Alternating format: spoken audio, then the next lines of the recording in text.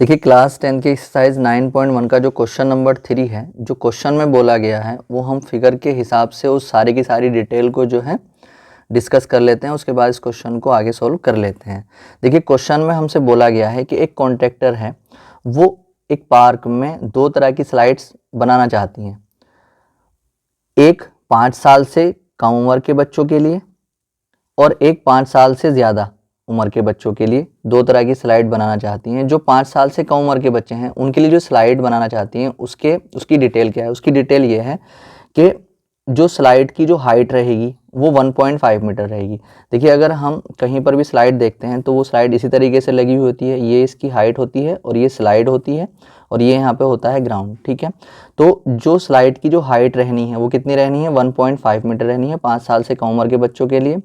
और जो स्लाइड का जो ग्राउंड से जो एंगल है वो कितना है, 30 डिग्री रहना चाहिए। ठीक, दूसरा जो 5 साल से ज़्यादा उम्र के बच्चे हैं उनके लिए जो स्लाइड बनानी है उसकी जो हाइट रहनी है ग्राउंड से वो 3 मीटर रहनी है और जो उसका एंगल रहना है ग्राउंड से वो कितने डिग्री रहना है, 60 डिग्री रहना है। तो इन दोनों कंडीशन में हमें स्लाइड की लेंथ बतानी है। तो स्लाइड कौन सी है, स्लाइड एसी है, ये तो ग्राउंड है, ये इसकी हाइट है। तो स्लाइड कौन सी है, एसी, और इसमें स्लाइड क्या है, पीआर। तो हमें क्या निकालना है, हमें एसी को निकालना है और हमें पीआर को निकालना है। ठीक है, तो अब सबसे पहले हम एबीसी में एसी को कैलकुलेट कर लेते हैं, उसके बाद पीक्यूआर में पीआर को कैलकुलेट कर लेंगे। तो सबसे पहले हम एबीसी की बात कर लेते हैं। अब देखिए अगर हम एबीसी की बात करते हैं तो ये एक राइट एंगल ट्राइंगल है।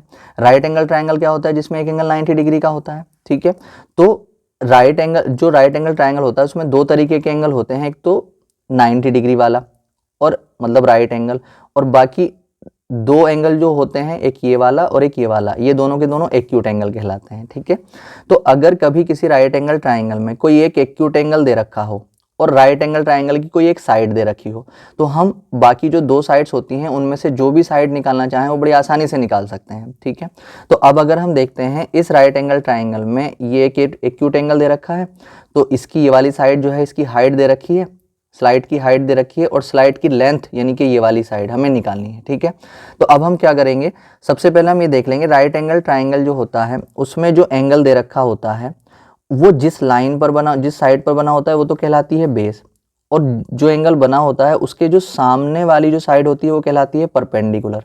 तो हमें यहाँ पर परपेंडिकुलर दे रखा है और 90 डिग्री के सामने वाली जो साइड होती है वो कहलाती है हाइपोटेनस, और हाइपोटेनस हमें निकालना है।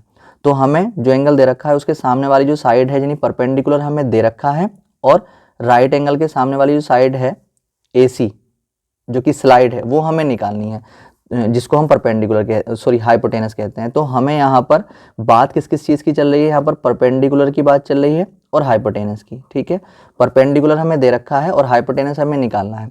तो हम यहाँ पर ऐसा ट्रिग्नोमेट्रिक रेशियो लगाएंगे जिसमें ये दोनों आते हों। ठीक है, तो हम यहाँ पे लिखेंगे इन ट्राइंगल एबीसी। एबीसी में जब हम काम करेंगे तो हम यहाँ पर लिखेंगे साइन 30 डिग्री। साइन 30 क्यों लिखा मैंने, क्योंकि परपेंडिकुलर और हाइपोटेनस जो आते हैं वो साइन में ही आते हैं। कोसेक में भी आते हैं, कोसेक में कैसे आते हैं, हाइपोटेनियस अपॉन परपेंडिकुलर। साइन में होता है परपेंडिकुलर अपॉन हाइपोटेनस। तो हमने साइन का फॉर्मूला लगाया, अगर हम यहाँ पे कोसेक का लगाते तो कोसेक का भी लगा सकते थे मगर फिर फॉर्मूला उल्टा हो जाता। ठीक है, तो साइन ही सब ले लिया करते हैं कोसेक से बेहतर। ठीक है, तो अब यहाँ पर अगर हम बात करते हैं तो साइन 30 का फॉर्मूला हमने लगा लिया है, परपेंडिकुलर हाइपोटेनस आ गया है। तो साइन 30 की वैल्यू अगर हम देखते हैं तो 1/2 होता है, इज इक्वल टू परपेंडिकुलर कितना था, मैंने बताया था जिस एंगल के लिए बात करते हैं उसके सामने वाली साइड को परपेंडिकुलर कहते हैं, तो ये कितना है, BC, और हाइपोटेनियस क्या था हमारे पास, AC, जो कि स्लाइड की लेंथ थी। तो यहाँ पर हमने इसको वैल्यू को रख लिया है। अब हम यहाँ पर क्रॉस मल्टीप्लाई अभी कर लेंगे, पहले 1/2 को ऐसे रख लेंगे। BC कितना था हमारे पास 1.5 और अपॉन में AC हमें यहाँ पर फाइंड करना है। तो जब क्रॉस मल्टीप्लाई करेंगे तो AC की 1 से करेंगे तो AC आ जाएगा, 2 की 1.5 से करेंगे तो 2 × 1.5, जब इसकी मल्टीप्लाई करेंगे हम तो AC को तो ऐसे रखेंगे, इन दोनों की मल्टीप्लाई करेंगे तो पॉइंट हटाएंगे तो 15 पड़ा जाएगा। 15 की 2 से मल्टीप्लाई कर लेंगे तो 15 × 30 होते हैं। ठीक है, अब पॉइंट लगा दें मल्टीप्लाई करने के बाद, तो एक डेढ़ बाद पॉइंट था तो एक डेढ़ बाद जब पॉइंट लगाएंगे यहाँ पर तो पॉइंट के बाद जब 0 होता है तो पॉइंट और 0 दोनों हटा देते हैं, तो AC कितना आ गया, 3 मीटर। ठीक है, तो AC क्या माना था हमने, AC माना था स्लाइड की जो लेंथ थी। ठीक है, तो स्लाइड की लेंथ कितनी आ गई है, 3 मीटर, है ना। तो यहाँ पे हम लिख देंगे the length of the length of slide is equal to 3 metre. तो जो 5 साल से कम उम्र के बच्चे हैं उनके लिए जो स्लाइड की लेंथ रहनी है ना, वो कितनी रहनी है, 3 मीटर रहनी है। अब हम बात कर लेते हैं 5 साल से ज़्यादा उम्र के बच्चों के लिए। तो यहाँ पर हम काम करेंगे बिल्कुल सेम इसी तरीके से in triangle P Q R. अब हम इस right angle triangle P Q R में काम, तो इसमें भी अगर हम देखते हैं तो ये एंगल बन रहा है, इस एंगल के सामने वाली साइड यानी परपेंडिकुलर हमें दे रखी है और 90 डिग्री के सामने वाली साइड यानी हाइपोटेनस हमें निकालना है। ठीक है, हाइपोटेनियस ही तो स्लाइड की लेंथ है, तो यहाँ पर भी परपेंडिकुलर हाइपोटेनस की बात चल रही है, तो हम यहाँ पर भी क्या लगाएंगे, साइन, और साइन के साथ एंगल अब कौन सा आ जाएगा, 60 डिग्री। तो साइन का फॉर्मूला होता है परपेंडिकुलर अपॉन में हाइपोटेनियस।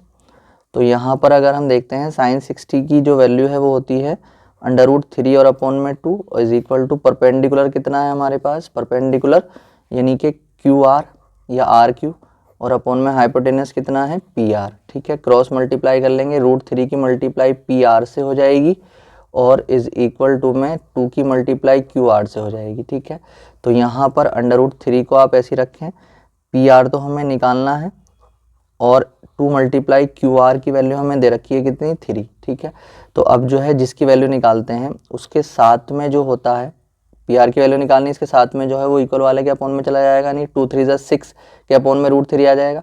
और अगर अपॉन में √3 होता है तो अगर रूट वाला होता है तो उसी से ऊपर और नीचे मल्टीप्लाई करके उसका रैशनलाइजेशन करते हैं।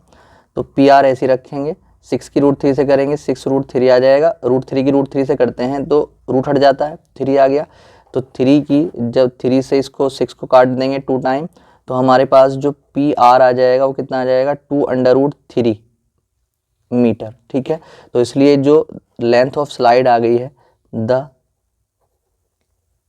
लेंथ ऑफ स्लाइड, जो बच्चे 5 साल से ज़्यादा उम्र के थे उनके लिए स्लाइड की लेंथ कितनी आ गई है, 2√3 मीटर। ये जो है इसका आंसर आ जाएगा।